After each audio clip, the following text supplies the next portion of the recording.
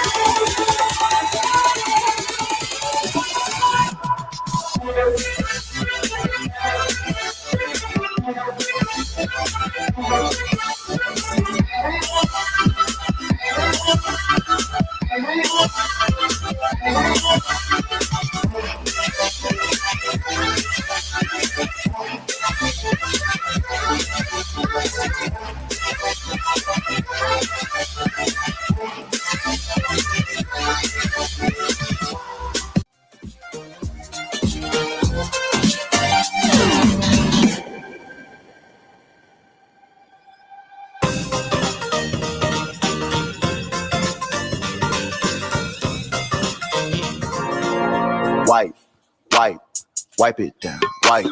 Wipe, wipe it down, wipe it down, wipe it down, wipe it down, wipe it down, wipe it down, wipe. Make the ground shake.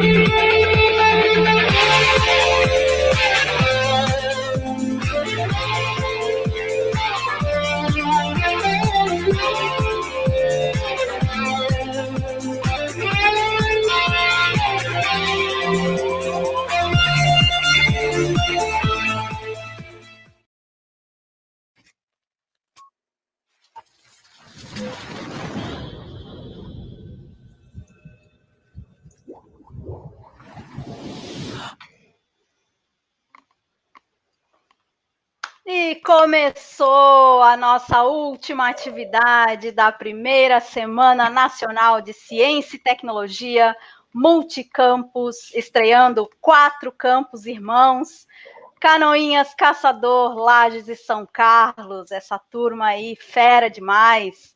Gente, boa noite, estou animadíssima, está subindo as visualizações desde que a gente começou aqui.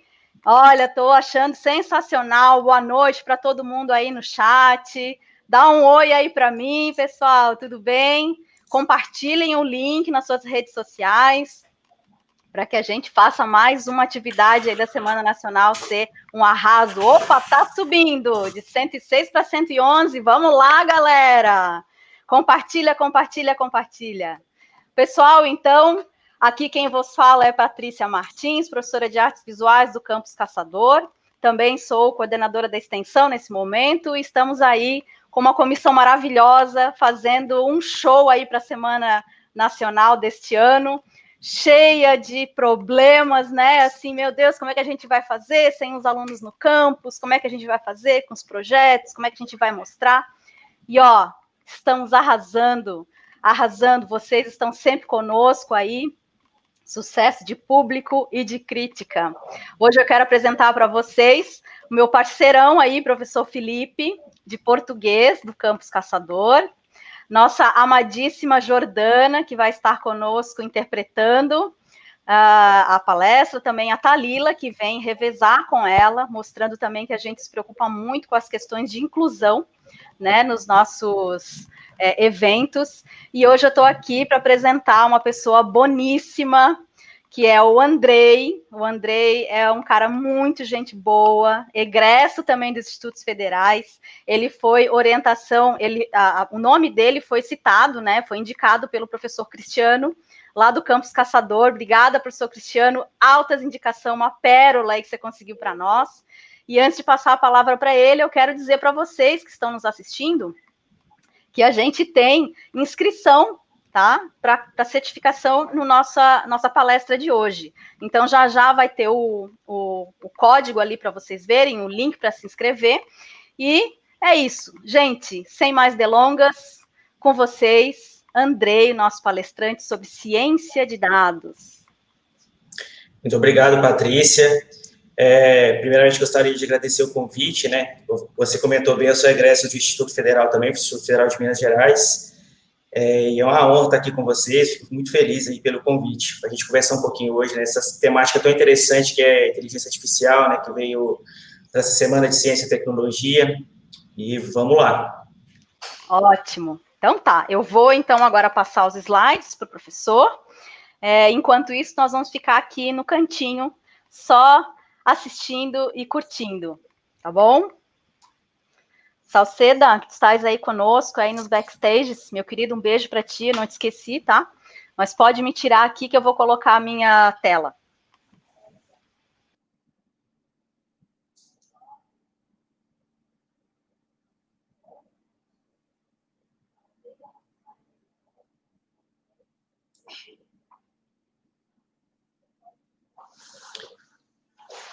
Então, pessoal, vamos começar aqui. Aqui eu não quis trazer uma apresentação muito específica sobre nenhum tipo de tema, sobre nada muito específico. Eu queria falar um pouquinho mais para vocês sobre o que é ciência de dados e o que é inteligência artificial, né? Acho que você já deve ter tido uma introdução boa durante a semana, mas quais são as principais diferenças, alguns conceitos em comum e algumas aplicações desses ramos aí. Pode passar. Então, a gente vai falar um pouquinho primeiro aqui sobre dados, né, que são a matéria-prima de inteligência artificial e data science, ciência de dados como um todo, e big data. Depois a gente vai falar um pouquinho sobre ciência de dados, inteligência artificial, alguns conceitos bem básicos aqui, só passar uma definição básica. Depois a gente vai para a definição, né, algumas aplicações ali de ciência de dados no mercado financeiro, que eu atuo hoje um pouco mais, e também em outros setores, né, que o horizonte é o limite. E por fim a gente vai falar um pouquinho da profissão cientista de dados, o que esse profissional faz e como alguma trilha, né, para quem tem interesse em seguir nessa carreira. Bem, vou me apresentar aqui, né, a Patrícia já me apresentou, mas eu sou formado, né, em Engenharia Elétrica pelo IFMG do Campus Formiga, aqui em Minas Gerais. Fiz mestrado na Universidade Federal de Lavras, também em Minas Gerais, em Engenharia de Sistemas e Automação, e tenho especialização em Ciência de Dados, em Data Science, pelo ITA, em parceria com o Itaú, né? E, atualmente, eu atuo como cientista de dados aqui no Banco Itaú. Eu vou começar com uma frase que eu gosto bastante, assim, sobre dados, que fala que em Deus nós confiamos, para todo o resto me tragam dados, né? Então, a importância da gente trabalhar com dados é sempre bom para entender qualquer tipo de problema em qualquer processo, tirar vieses inconscientes que a gente tem sobre um determinado assunto, remover achismos. Então, quando você trabalha com dados, você tem mais certeza, mais assertividade em todo tipo de processo que você está lidando. E dados sempre tem a melhor ideia, né? Deixa eu passar. Um pouquinho ali sobre dados, né? Sobre a matéria-prima da inteligência artificial, da ciência de dados. Do início ali da civilização até o ano de 2003, a humanidade produziu 5 exabytes.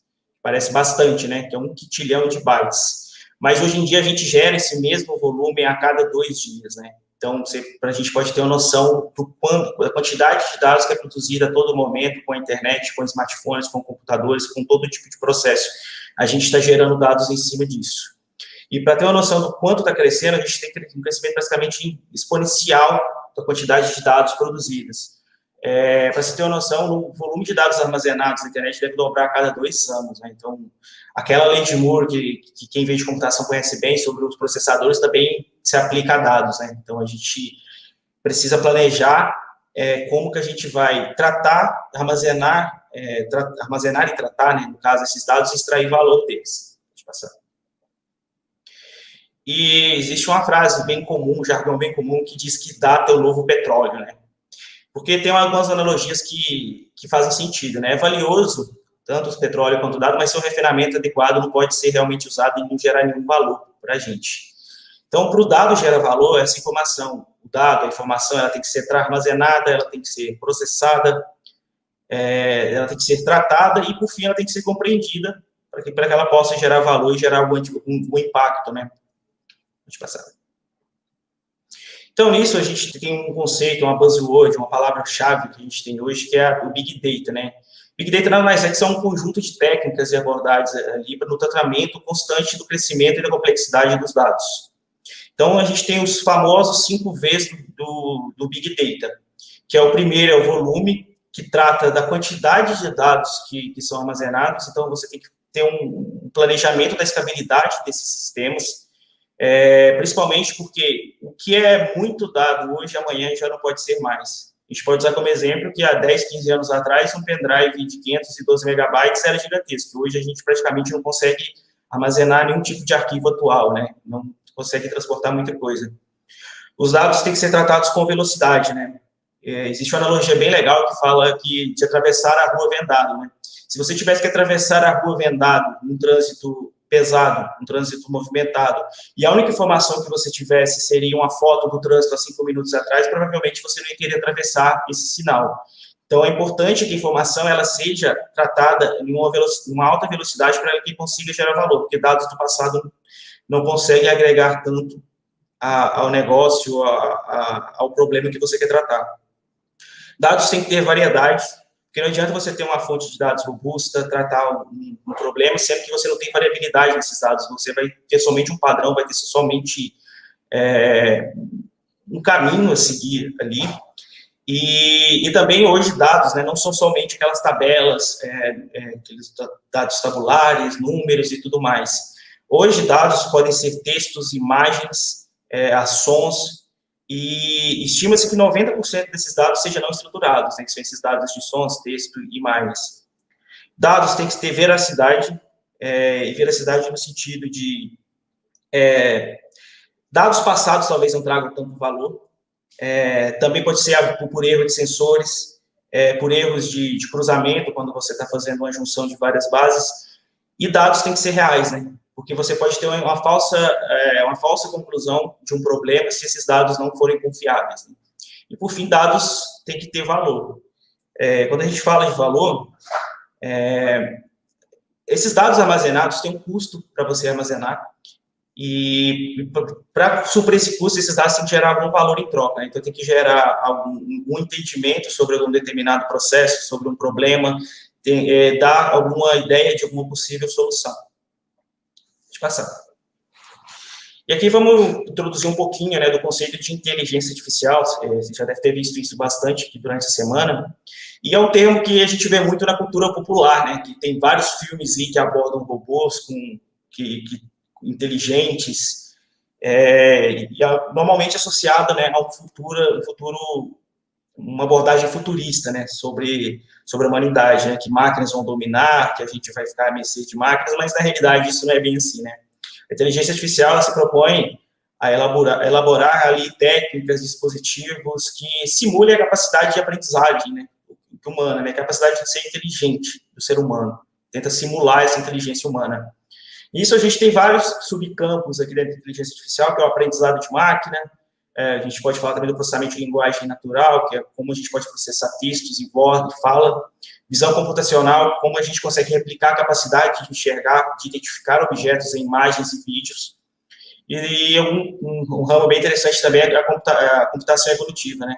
Como que a gente consegue ensinar computadores a evoluir em um determinado processo, né, simulando fenômenos da natureza, como colônias de formigas, a própria evolução genética e vários outros fenômenos naturais ali.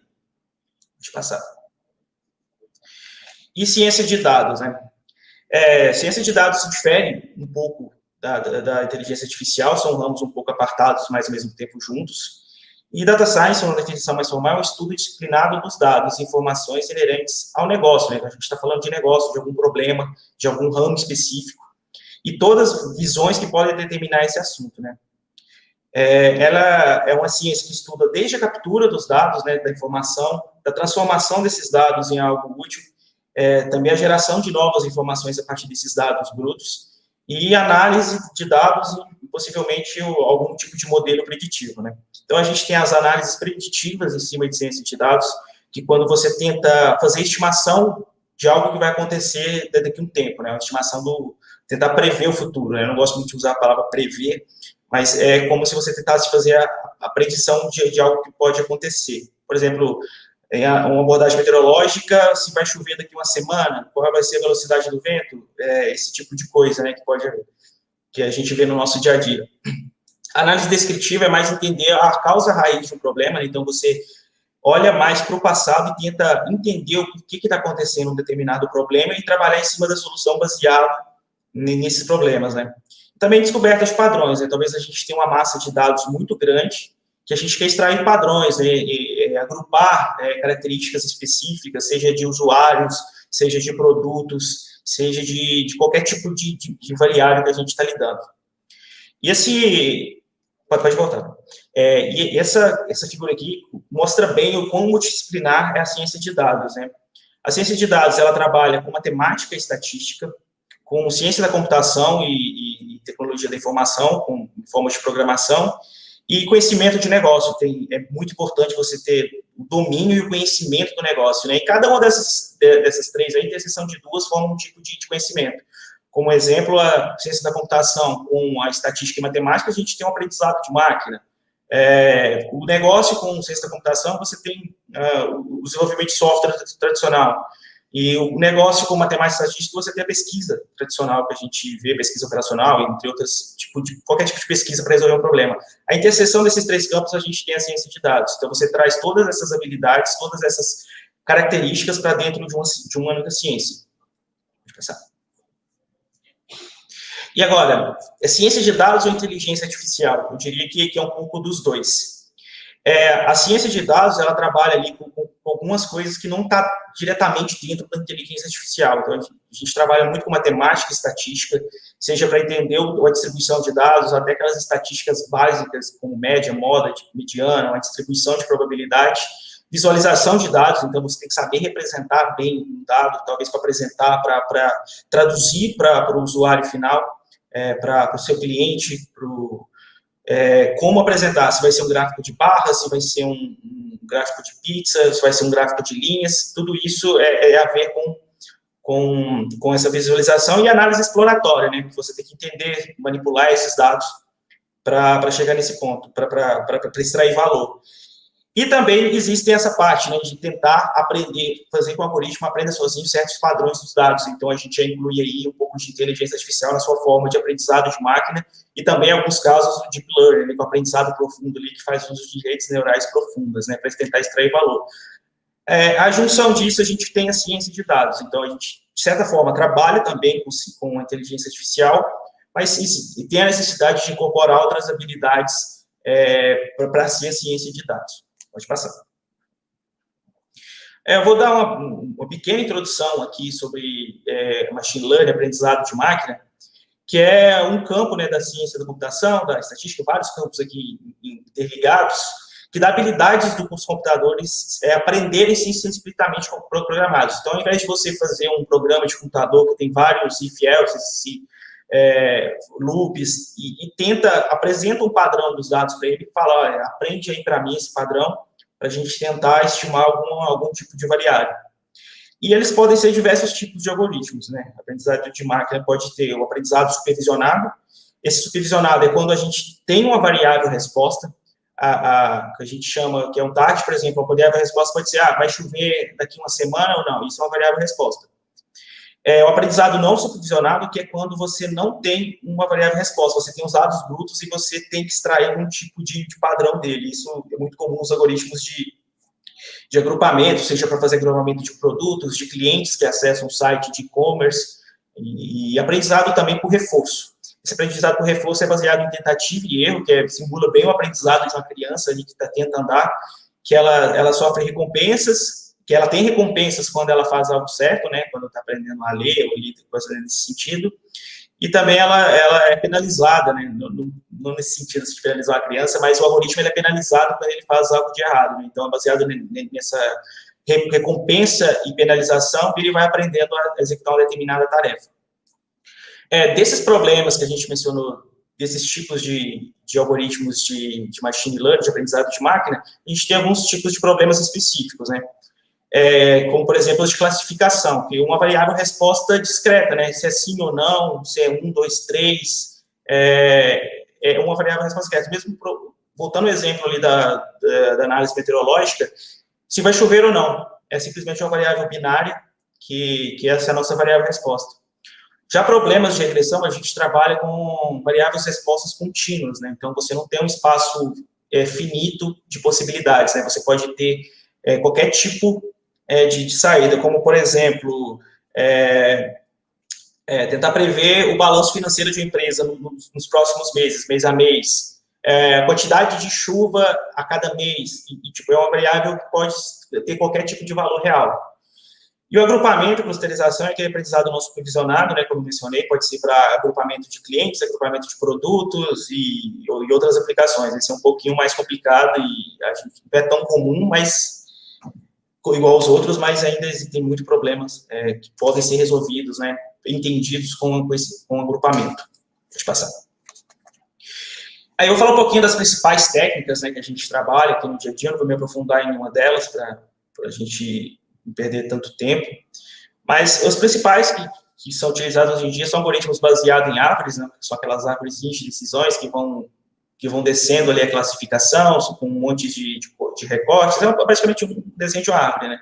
E a gente tem algumas variantes desses algoritmos que funcionam muito bem, que são muito usados, que são o Random Forest e o Boosting, que são algoritmos muito usados assim no mercado, baseado em distância, né, própria distância euclidiana, né? Então, você tem o KNN, que é para classificação, e o K-means, que é para clusterização e agrupamento. As famosas redes neurais, né, que estão muito em alta hoje, com forma de deep learning, seja para classificação de dados estruturados, seja para não estruturados, nas formas das redes convolucionais, que são muito boas para processamento de imagem, identificação de objetos, imagens, padrões como, por exemplo, pedestres, veículos, uma infinidade de usos ali que pode envolver imagem e vídeo. E vários outros, né? A gente tem máquinas de vetor de suporte, uma técnica mais estatística, que é o Naive Bayes, e até as técnicas simples, como a regressão linear e a regressão logística, elas são aprendizado de máquina também, elas são treinadas baseadas em dados. E além de outras aplicações aqui, a gente tem a otimização, seja de qualquer tipo de otimização de algum processo que você queira fazer, até para chegar ao melhor algoritmo de aprendizado de máquina, você tem que trabalhar com otimização em cima disso. Então, é uma habilidade importante. Como eu comentei, técnicas de visão computacional, que envolvem redes profundas para identificação de objetos, né, tentar a replicabilidade humana de reconhecer objetos em imagens, processamento de linguagem natural, que é naqueles sistemas de tradução de textos, reconhecimento de fala, chatbots, tudo isso está dentro de processamento de linguagem natural, que é muito usado, que faz muito uso de redes neurais e deep learning também. E séries temporais, né? E séries temporais são aquele tipo de problema que a variável é dependente no tempo, né? Como, por exemplo, a previsão de demanda de energia elétrica, né? Como que a gente pode fazer uma estimação no futuro, hora a hora, dia a dia, mês a mês, de quanta energia elétrica uma determinada região pode ter. E até mesmo a análise censitária, né? O IBGE não consegue fazer o tempo todo ali uma contagem do número de habitantes em uma determinada região. Então, muitas vezes, ele faz uso de técnicas de estimação de séries temporais para tentar estimar a quantidade de habitantes em uma determinada região. Aí, antes do machine learning, né, a gente fala muito de aprendizado de máquina, inteligência artificial, mas existe um lado, digamos, mais trabalhoso, mais feio do trabalho, de trabalhar com deep learning, que é a parte de processamento, de machine learning, que é a parte de processamento de dados ali. Antes de você conseguir colocar os dados numa técnica de aprendizado de máquina, você tem que trabalhar ali com a descoberta dos dados, né? Então, você talvez tenha vários bancos de dados distintos, com várias bases distintas. Então, você tem que agregar todas essas bases, trabalhar com a linguagem de SQL, uma linguagem para banco de dados, trabalhar, fazer junção desses dados por algum ID de usuário ou de produto, ou seja qual for o problema que você esteja trabalhando, ou por olhar a marcação temporal, porque os dados têm que fazer sentido no tempo, não adianta eu cruzar um dado de janeiro com um dado de junho ali, normalmente não vai fazer sentido. Uma vez feito isso, você tem que fazer uma análise exploratória desses dados para entender um pouco, né, desses dados, você ter um contato visual desses dados, entender qual é o tipo de distribuição, se as variáveis são categóricas ou são contínuas, entender se existem muitos dados faltantes para você trabalhar. E uma vez você entender o perfil dos seus dados, você parte para um processo de limpeza desses dados, né, que seja remoção de ruídos, né, se for dados oriundos de sensores, com certeza vai ter algum tipo de ruído que talvez necessite ser tratado, senão a máquina não consegue aprender.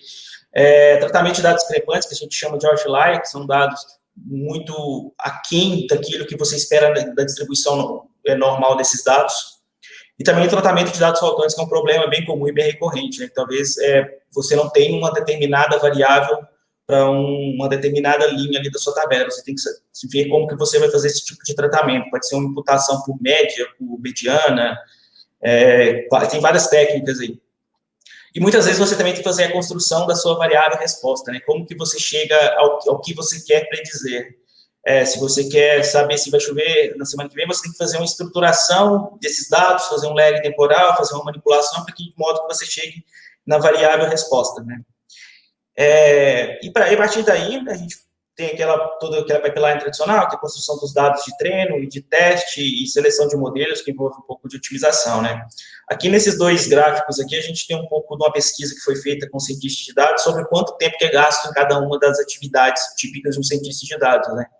Estima-se que mais de 80% do dia a dia de um cientista de dados seja selecionando e descobrindo dados e fazendo o tratamento deles, e somente ali 10-20% ali do tempo que é feito propriamente dito construindo um modelo, que é a parte, digamos, divertida do processo, né? E perguntaram também para algum grupo de cientistas qual que é a parte que eles mais gostam, que menos gostam, né? E grande parte ali, quase 60%, falou que é a parte de descobrir, de coletar dados, né? Então, nem tudo são flores nesse ramo. Deixa eu passar. Aí eu vou falar um pouquinho agora também sobre algumas aplicações, né? O que a gente faz no setor financeiro, né? Principalmente no setor bancário aqui, né? Uma das aplicações muito forte assim, no setor bancário é a detecção de fraude, né? Seja em cartão de crédito, seguros, lavagem de dinheiro. Normalmente é um evento muito raro, né? Você tem uma fraude do cartão de crédito. Então, quando a gente fala do sistema de fraude, tem que ter duas coisas. A primeira é a rapidez, né? Vamos supor que você está lá almoçando, você vai pagar o restaurante com cartão de crédito e demora 5 minutos ali para fazer o processamento para saber se foi fraude ou não. Não dá, né? Então, tem que ser em questões de milésimos de segundo, você tem que fazer essa predição se o sistema, se a transação é fraudulenta ou não, e tem que ser confiável, né? Porque nesse mesmo cenário, você está lá pagando seu almoço e deu que não foi aprovada, também é um constrangimento, é algo que a gente não quer para os clientes, né? Então, você treina os algoritmos ali de aprendizado de máquina de modo que eles sejam o mais assertivos possível ali na hora de determinar se a transação é fraudulenta ou não. Análise de risco de crédito. É uma forma de segmentar os clientes, né, naqueles que são mais propensos a tomar um tipo de crédito, né? Então, você vai, vamos supor que a empresa vai lá no banco, ela vai ter um score de crédito que vai determinar qual que é o risco de entregar esse crédito para esse cliente, né? Isso ajuda tanto das duas partes, né? Tanto para o banco, que sofre menos risco de não receber aquele empréstimo, tanto para o cliente, né? Porque o cliente talvez esteja querendo dar um passo maior que a perna, a gente ajuda nisso, no sentido de, vamos dar o crédito correto para aquele cliente, né? Não no sentido de não dar, é o crédito correto, específico para aquele cliente. Deixa eu passar. O marketing também é algo que está muito, a data science está muito presente em marketing, né? Que é a parte de entender o perfil de cada cliente, o que cada cliente quer, entende, né? Como o tipo de produto, entender de uma forma como um todo, né? Qual a forma que ele gosta de ser abordado, se ele gosta mais de ir na agência, se ele gosta de ser um perfil mais digital, e baseado nisso oferecer produtos, né, e soluções que fazem sentido para cada cliente, né? Que faça diferença realmente na vida do cliente, na vida financeira do cliente, que seja positivo para ele, não seja somente aquele crédito empurrado. Atendimento, né? Então, todos os bancos grandes têm uma massa muito grande de clientes, né? Como que a gente pode fazer um atendimento desse cliente de uma maneira mais personalizada e menos robótica, né? A gente pode aplicar técnicas, aquelas de processamento de linguagem natural, como eu expliquei antes, para entender, né, uma análise de sentimento, se o cliente está em atrito ou não, baseado na própria voz, em texto, seja de um e-mail, e também nos chatbots, né? Talvez o problema do cliente seja resolvido por meio de uma máquina, não necessite de um contato humano ali para resolver esse problema através de um chatbot, que consiga entender a demanda do cliente e resolver para ele ali, sem a necessidade de ter visão humana. E ali é uma infinidade de possibilidades, né? Onde existe um problema, existe dados, dá para tentar buscar uma solução sempre. Pode passar. Em outros setores, né? Eu comentei aqui muito do setor bancário, que é no que eu atuo hoje, mas existe uma infinidade de qualquer setor que tenha dados armazenados, dá para você aplicar ciência de dados, como e-commerce, né? Quando você vai comprar pela internet, normalmente quando você clica em um produto, aparece lá, pessoas que viram esse produto também gostaram desse. Isso tem um algoritmo de data science, né? De machine learning por detrás, né? Para personalização e recomendação. Entretenimento, a gente vê que a Netflix faz recomendação de filmes, o Spotify também faz recomendações de música baseada no seu perfil, isso tem alguns sistemas de recomendação ali por detrás, também tem a retenção de usuários, como você pode fazer um marketing direcionado ali, talvez para um cliente que está um pouco distante da plataforma, para atrair esse cliente de volta a assistir uma série nova, ou ouvir um álbum novo que foi lançado, que vai atrair ele de volta. Segurança da informação é algo muito forte, né? Então, detecção de spam, e-mails, detecção de roubos em qualquer tipo de plataforma, seja até roubos físicos mesmo, você pode trabalhar, fazer uma detecção de invasão por câmeras. E tratamentos de saúde também são muito aplicados, né? Você pode fazer personalização de tratamentos de acordo com o perfil do cliente, com os dados que você pode coletar do cliente. Também uma ferramenta que pode auxiliar o médico na hora do diagnóstico são diagnósticos por imagem e por som, né? Então, a gente trabalha com aquelas redes neurais que trabalham com imagem, treinadas para fazer um diagnóstico que talvez a olho nu não seja possível detectar tão facilmente. Não é que substitua o médico, ele é uma ferramenta que o médico pode utilizar ali para fazer um diagnóstico mais preciso e ter menos chances de errar ali na hora de prescrever um tratamento. Pode passar. E quem trabalha com isso, né?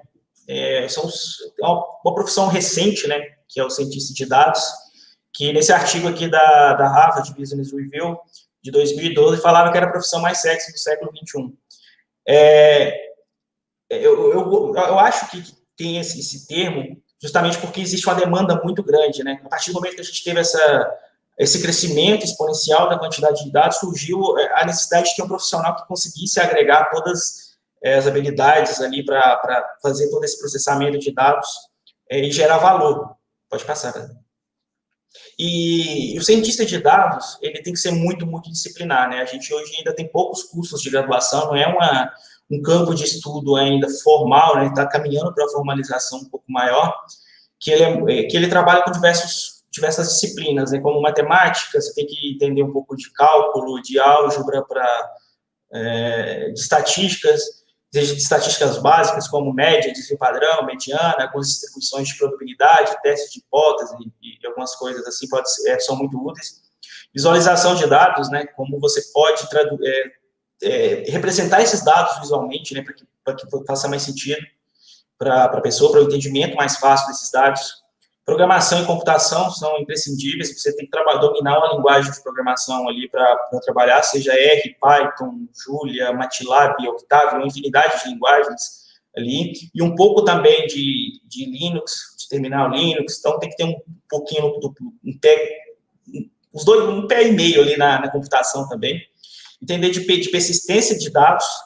O que é essa persistência de dados? Como que eu vou armazenar esses dados de uma maneira eficiente que consiga reduzir custos? Então, é importante você saber boas práticas para armazenamento de dados, seja qual tipo de banco de dados que você estiver utilizando. Hoje é muito utilizado o Hadoop, mas existem vários outros tipos de dados, como o MongoDB. Todo que é banco de dados é bom saber um pouco, principalmente de SQL. E, principalmente, eu acho que é muito importante você entender do negócio. Seja independente do negócio que você estiver inserido, é muito importante você entender bem com o que você está trabalhando. Porque não adianta você ter todo o domínio dessas ferramentas acima, mas você tem que entender o problema para gerar uma solução. E você só entende o problema se você entender do negócio que você está trabalhando. Então, se eu estou trabalhando então, um exemplo no meu caso, com o setor bancário, eu tenho que entender um pouco de como funciona um banco. Se eu estou trabalhando numa empresa de petróleo, eu tenho que entender como que funciona essa empresa de petróleo. Fugiu alguns exemplos aqui, mas é isso, tem que entender do problema. E o principal, ele tem que ser curioso, tem que ter curiosidade, tem que gostar de estudar. Porque é muito difícil de você encontrar um profissional que seja preparado, que se domine todas essas disciplinas acima.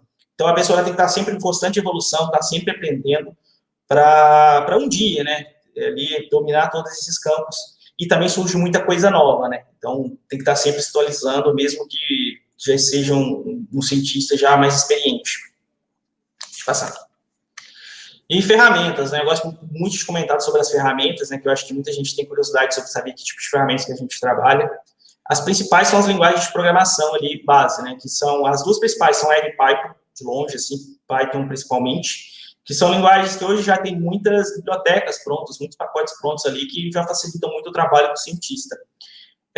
Hoje também está crescendo muito o uso da linguagem Julia, com a linguagem nova, mas que é computacionalmente muito eficiente, chega a ser mais eficiente que o Python, e tem crescido muito o desenvolvimento de pacotes para aprendizado de máquina, e outras linguagens também, o MATLAB, na forma open source também, que é o Octave, ela tem uma certa usabilidade também, e algumas linguagens proprietárias, né? Muitas empresas grandes utilizam o SAS, né? Que é uma linguagem, uma ferramenta de análise de dados que é muito utilizada também.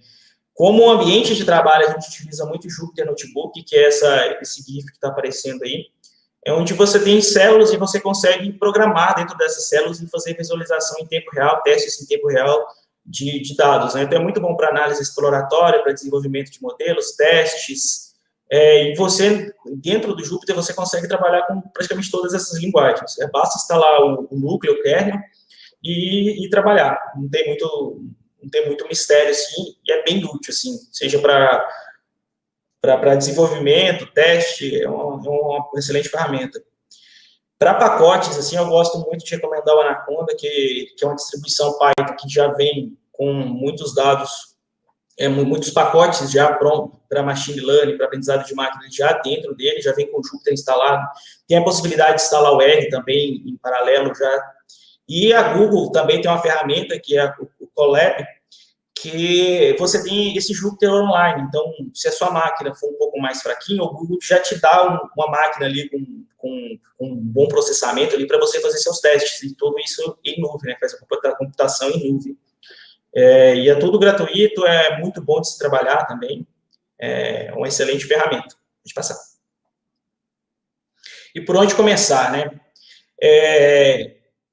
Normalmente, as pessoas, eu gosto muito de recomendar para a pessoa começar pelo Kaggle, né? Kaggle é uma plataforma de competição de ciência de dados, onde as pessoas vão lá, empresas colocam seus problemas nela, oferecem uma recompensa, e que conseguir gerar um melhor resultado, ganha, né?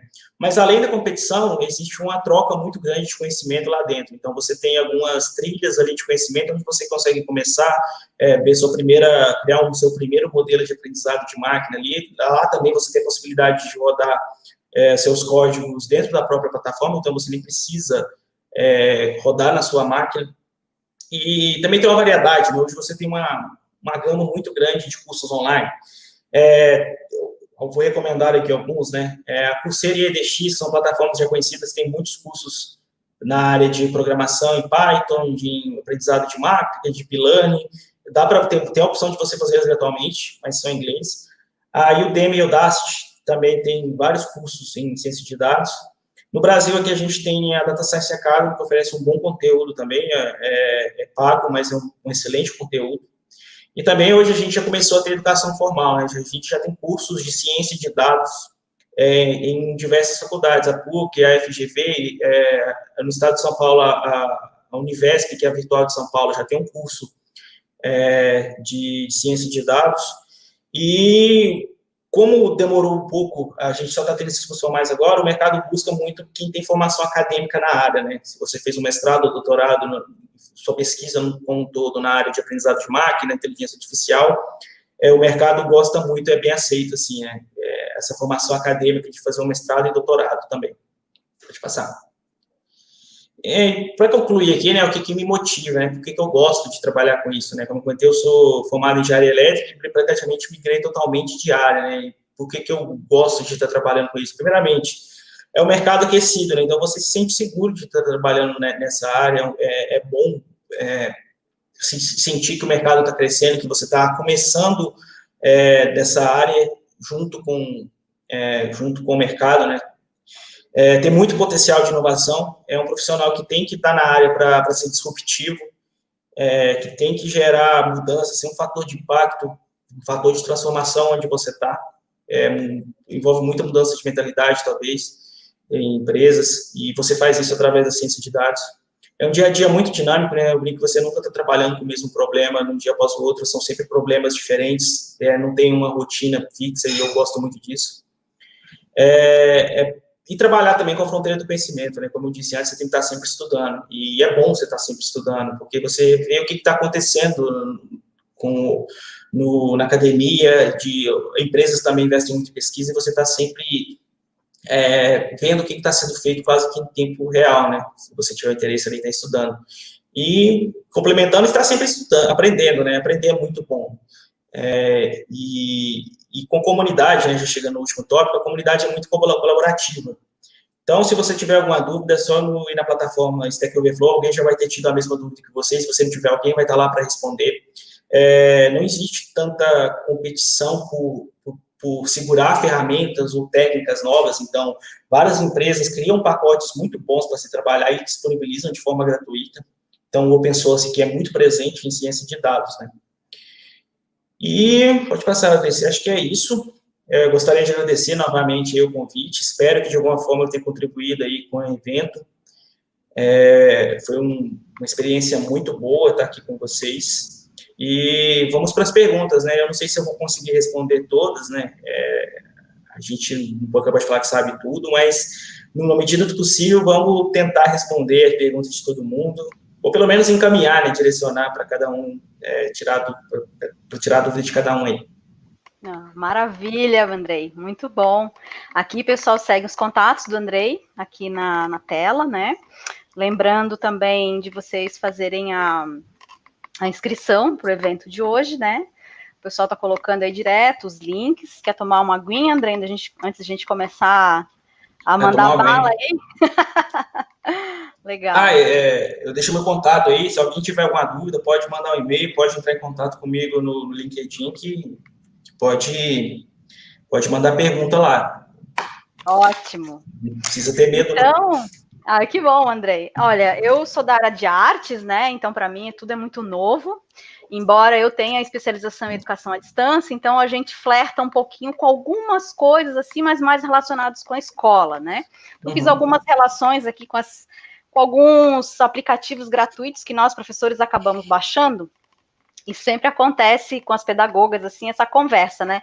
Tá, Patrícia, mas como é que eles ganham dinheiro se o aplicativo é grátis, né? Falei, são dados, né? Os dados, como você falou, é um novo petróleo, né?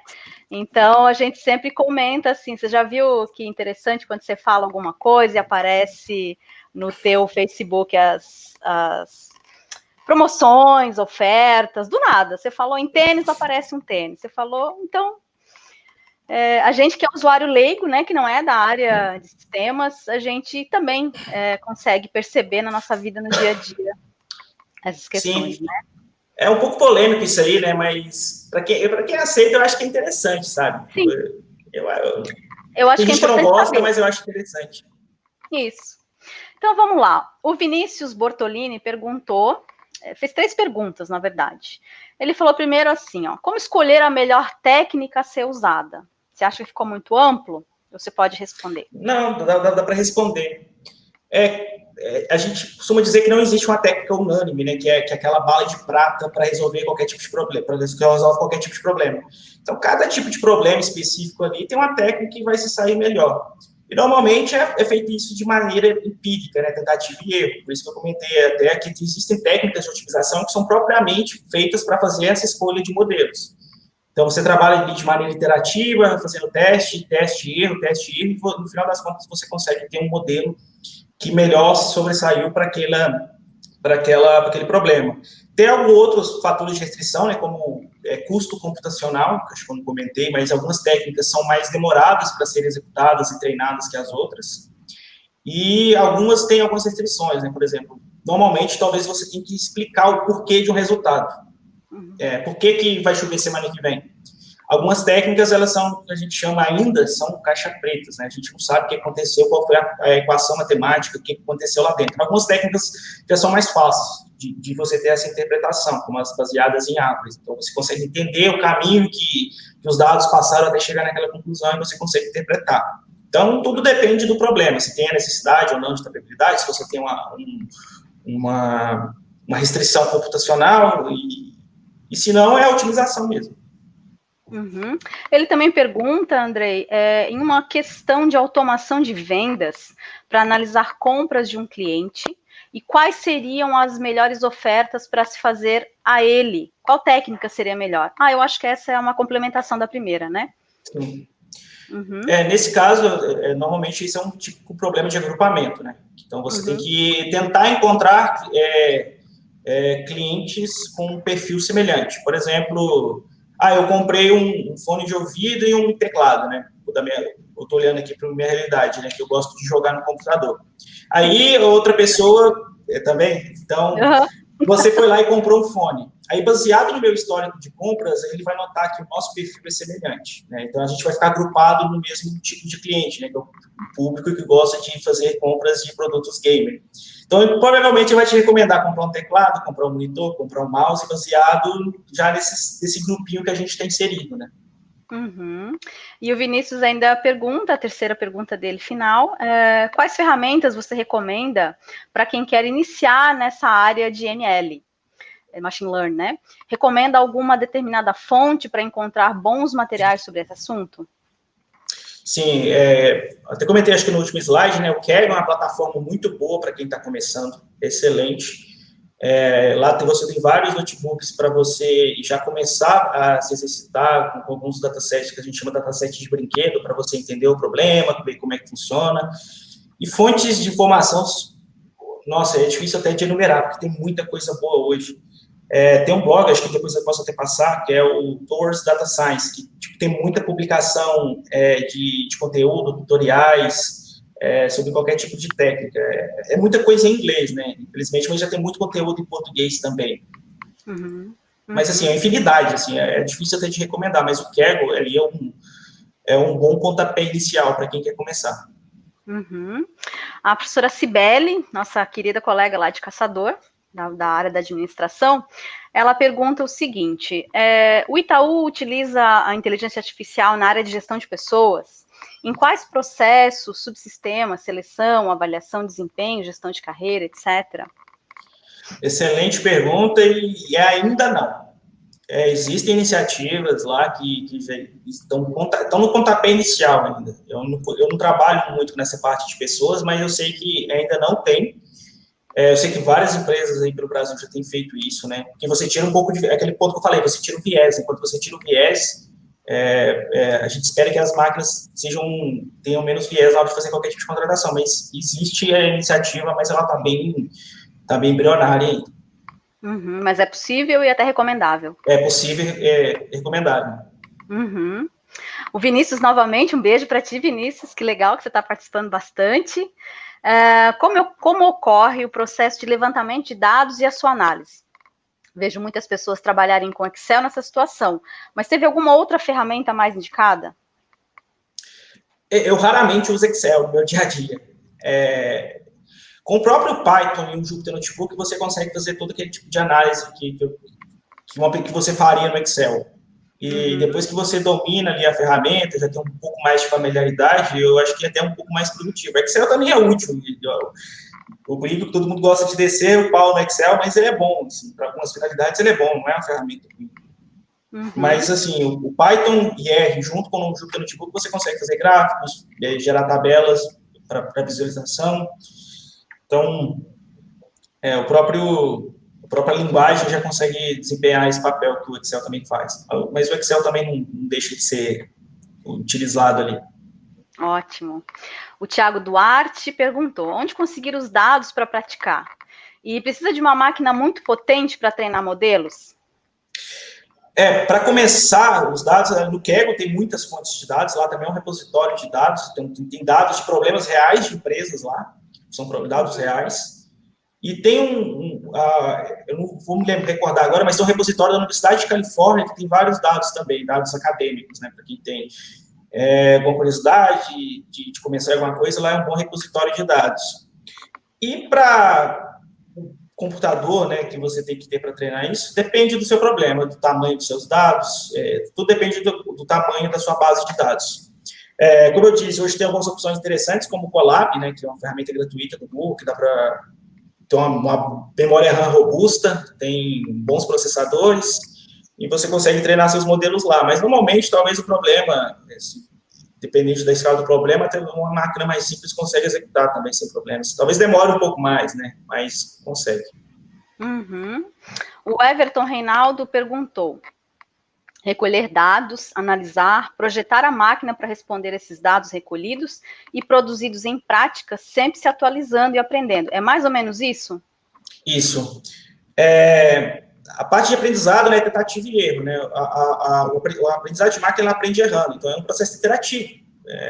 Você vai lá, ele tenta replicar a saída, né, que é a variável resposta, o que ele quer responder, e vai treinando, vai errando, esse erro vai corrigindo os parâmetros, né, de cada algoritmo, e até que chega no limite, né? 100% você nunca vai ter, e se chegar, né, é algo interessante. O meu modelo acertou aqui 100% das coisas. Não, tem alguma coisa errada. Não é bom que o seu modelo acerte tudo. É que a gente brinca que isso é capacidade de generalização. E quando o modelo chega a 100%, ele está sobreajustado, ele aprendeu demais os dados, e quando ele for ver alguma coisa nova, ele vai provavelmente errar. Uhum. E aí a gente tem aqui a última pergunta, dividida em 3 partes, da Isabela Rossi, minha querida aluna do Plásticos, agora está no terceirão, linda da prof, um beijo para ti. Então a Isabela Rossi perguntou o seguinte: como a área da ciência de dados é nova, qual o público que trabalha com essa área? E como esse perfil pode influenciar o que é produzido ou feito nessa área? Por exemplo, quais grupos estariam se beneficiando ou em que setor teria mais ênfase? E como essa área pode ajudar, por exemplo, no rastreamento e combate do tráfico de pessoas? E quais dificuldades de aplicar isso neste problema? Nossa, é um problema extremamente desafiador, né? Mas vamos por partes, né? O primeiro problema, a primeira pergunta, na verdade, né? Uhum. É mais comum você ver cientistas de dados que têm origem da estatística. É que eu vejo, né? Que eu sinto, assim, tem muita gente que vem de estatística. Porque a estatística já faz um estudo de dados, né? Então, já é mais correlacionado, mas eu já vi todas as formações possíveis que você imaginar, eu já vi como cientista de dados. Todos os tipos de engenharias, cientistas da computação, sistemas de informação, economistas, eu já vi gente da área de biológicas também trabalhando com isso. Então, ela é muito democrático, né? Então, hoje em dia, basta você querer aprender sobre a área. Sobre como influenciar na área que você está trabalhando, eu acho que é mais qual tipo de negócio que você está trabalhando, né? Se você trabalha no setor financeiro, se você trabalha num tipo de indústria, se você trabalha numa startup, é mais sobre a cultura da empresa do que propriamente o curso que você tem, né? E sobre esse problema do tráfico de pessoas, é uma aplicação extremamente relevante, né? Mas eu não consegui imaginar, assim, logo de cara, uma solução, porque como que vai fazer essa... Eu acho que o principal desafio é como vai coletar esses dados. Porque como que talvez a pessoa que foi raptada ali, ela já perdeu um smartphone, já não tem como rastrear, é muito desafiador, mas seria tentar descobrir algum tipo de padrão de algum suspeito, ver se existe analisar o perfil das vítimas, e talvez você ver se existe algo de comum no rastro das vítimas. Uhum. É bem desafiador, né? Mas é uma excelente pergunta e vale a pena até dar uma pesquisada sobre isso, né?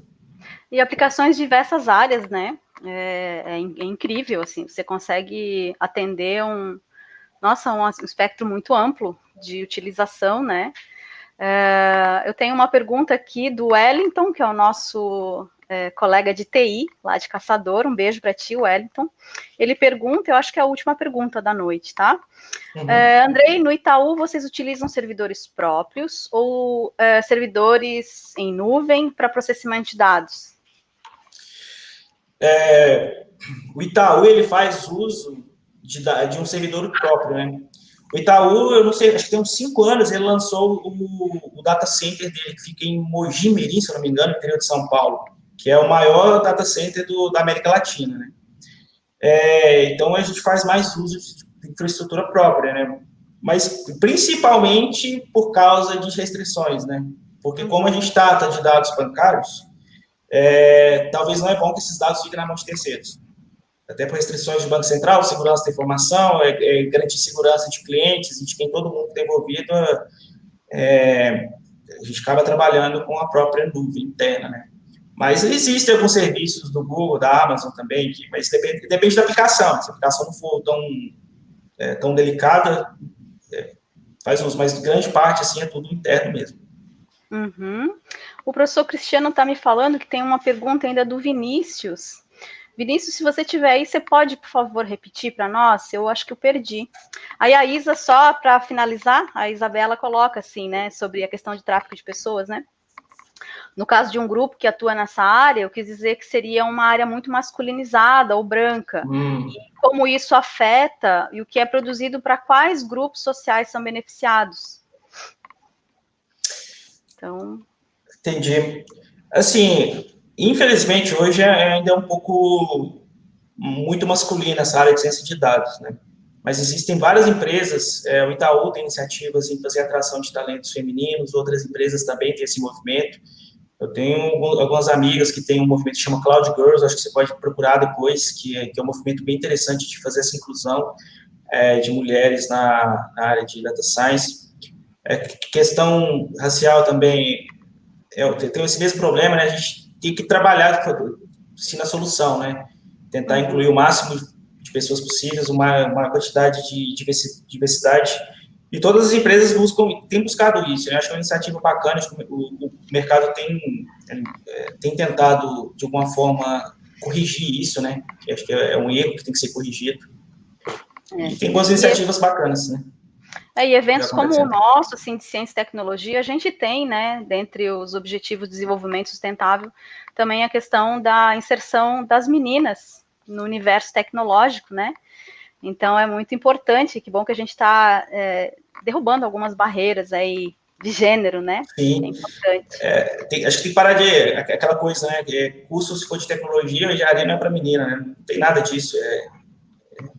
Todo mundo tem a mesma capacidade ali. Talentos estão por tudo, né, Sim. Andrei? Achei o Vinícius aqui, ó. Ele pergunta novamente: até onde a LGPD impacta na área do machine learning? Eu diria que ela impacta mais naquela primeira etapa que eu comentei, né, que na hora de coleta e consolidação de dados, né, então você tem que olhar se aquele dado pode ser usado para aquela determinada finalidade, porque depende da finalidade também, né, se o modelo for essencial para o negócio, se vai envolver algum tipo de prejuízo e aquele dado tem que ser utilizado para fazer aquela função, se for uma função muito delicada, então esses dados podem sim ser usados. Depende de outras aplicações, não. Mas isso fica a cargo, assim, na hora que você está consolidando os seus dados, né? Então, não impacta tanto, assim, pode impactar o desempenho, né? Mas o machine learning em si não sofre diretamente. A gente sofre porque a gente vai perder peso de informações, né? Informações que poderiam ser interessantes, mas é sempre importante estar respeitando. O LGPD veio para ficar e foi um marco muito importante, né? Na tecnologia como um todo, né? Porque os dados são nossos, né? Os dados bancários são meus, são da Patrícia, são nossos. Então, a partir do momento que eu quiser falar, não quero que você use mais esses dados, para a maioria das aplicações, eles vão poder utilizar mais. Ótimo, ótimo. Chat, estão satisfeitos? Tem mais alguma coisa para perguntar? A hora é agora. Senão depois é só pelo LinkedIn do Andrei. Tudo certo? Não esqueçam de fazer a inscrição, né, para estar conosco hoje aqui, para ganhar um certificado. E eu acho que é isso. O chat está silencioso. Nós temos 134 assistindo ao mesmo tempo. Nós chegamos um pico aí a 160, teve uma hora. Muito bom, gente. Vocês estão participando bastante conosco. Então, Andrei, vamos então finalizar. Eu queria novamente te agradecer por toda a disponibilidade tua, de me atender com muita rapidez, né? De fazer o vídeo de teste para as meninas da Libras poderem ficar mais seguras também para criar os sinais específicos, né, da área. E a gente vai expandindo também o campo das Libras através da inclusão de intérpretes, né? E que o IFSC consiga realmente ampliar esse serviço de inclusão mesmo, né, para todos, porque é isso que a gente fala, né, os talentos estão em todos os lugares, né, não são só ouvintes que podem fazer e falar sobre inteligência artificial e machine learning, mas os surdos, né, e outras pessoas que realmente sejam aí com características específicas, né. Então, sim, eu quero realmente te agradecer, quero dizer novamente aqui em público uma coisa que eu, como professora do IFSC, falo sempre, que o nosso egresso é o nosso orgulho, né? A gente adora quando a gente vê, assim, os nossos queridos que estão alçando voos e estão ocupando espaço no mercado de trabalho através da formação que os institutos federais dão. E quero te agradecer muito, muito, muito pela palestra aberta, didática, clara, objetiva, e adorei. Ana, eu que agradeço, né? A pandemia, ela só tem lados negativos, né? Mas essa digitalização foi nos forçada, né, propiciou algumas coisas, né? Eu, por exemplo, estou aqui com vocês hoje, provavelmente presencialmente eu não conseguiria, né? Então, ao mesmo tempo que a gente fica distante fisicamente, mas a gente se aproxima de outras formas, né? Isso é bacana. Tive um prazer grande falar contigo. Que jogo você gosta, Andrei, de jogar? Eu jogo Counter-Strike. Eu jogo LOLzinho. LOL. Eu tô jogando Valorant também agora. Valorant também, meu marido estava jogando aqui na minha frente.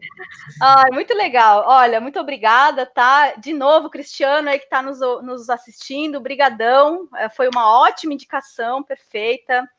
Perfeito. Muito obrigada, Andrei. Nada, eu mando um abraço para o Cristiano também, que é um grande amigo aí, que foi colega de mestrado durante ali, uns 2 anos do mestrado, e a gente mantém contato aí até hoje, um grande amigo. Valeu, Cristiano, pelo convite aí. Que legal. Espero encontrar contigo por aí. Também. Tchau, Beijo gente. Grande. Beijo, tchau. Pessoal, que coisa boa, né? Olha, eu vou dizer para vocês que a gente trabalhou muito nessa comissão e tem muito orgulho de ter vencido aí essa distância da não presencialidade, né?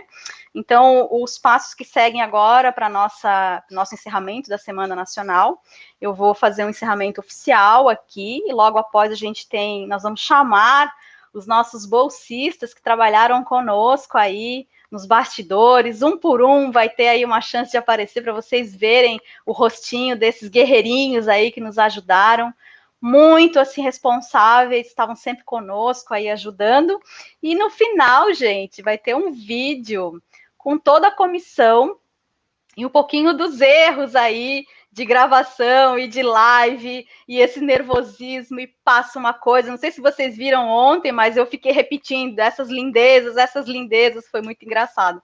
Então, coisas da questão online, né, da questão da tecnologia, e tenho certeza que nós todos fizemos essa Semana Nacional com muito amor, com muito orgulho de fazer parte da Rede Federal e de ter esse prazer enorme de estar divulgando tudo aquilo que a gente faz nos institutos federais, né? Educação pública aí de qualidade, gratuita para todos que quiserem estar conosco, né? Então, gente, vamos lá. Estamos chegando ao final de mais uma edição da Semana Nacional de Ciência e Tecnologia. Neste ano, com a condição da não presencialidade, nós do IFSC criamos um formato que viesse a suprir o nosso compromisso como Instituto Federal de Ciência e Tecnologia em popularizar a produção do conhecimento. Mostramos projetos de ensino, pesquisa, extensão e artes, não só em um, mas de 4 campos: Caçador, Canoinhas, Lages e São Carlos. A Semana Nacional de Ciência e Tecnologia, como o nome sugere, acontece ao mesmo tempo em todo o país e teve como tema, em 2020, Inteligência Artificial, a nova fronteira da ciência brasileira. É um evento que pretende mobilizar a população, em especial crianças e jovens, em torno de temas de atividades de ciência, tecnologia e inovação, valorizando a criatividade, a atitude científica e as inovações. Neste ano, só foi possível realizar a primeira Semana Nacional de Ciência e Tecnologia Multicampus, com o compromisso e a vontade da comissão, que trabalhou muito na organização. Tivemos apoio mútuo e muita alegria. Tivemos mostra, então, de projetos de pesquisa, extensão, projetos integradores, oficinas, mostras artísticas e também palestras dentro do tema, todas em formato online e transmitidas via YouTube, gerando certificação e ampliando o conhecimento e o orgulho das produções dos nossos campos vizinhos. Certamente haverá trocas e a reaplicação de projetos em outros contextos, ideias instigadas, novas perspectivas para antigos problemas, e além disso, a semana serviu também para suprirmos em parte um pouquinho da saudade que temos dos nossos campos e dos nossos amigos. Agradecemos mais uma vez pelo apoio os diretores dos campos Caçador, a professora Daniela Uric, campus Canoinhas, o professor Joel de Souza, Lages, no professor Wilson Reck Júnior, e São Carlos, no professor Raimundo José de Souza Castro. Agradecemos em especial os nossos colegas intérpretes, que se desdobraram imensamente para que o nosso evento fosse mais inclusivo possível. Agradecemos também a todos os alunos bolsistas que estiveram conosco nos bastidores. Muito obrigada. A comissão agradece o engajamento de todos os servidores em divulgar, participar e assistir às atividades que foram um sucesso de público desde o primeiro dia, bem como os nossos alunos que estiveram presentes todos os dias online ou ainda assistindo às gravações depois. Quer saber? Que venha a de 2021. Muito obrigada, pessoal.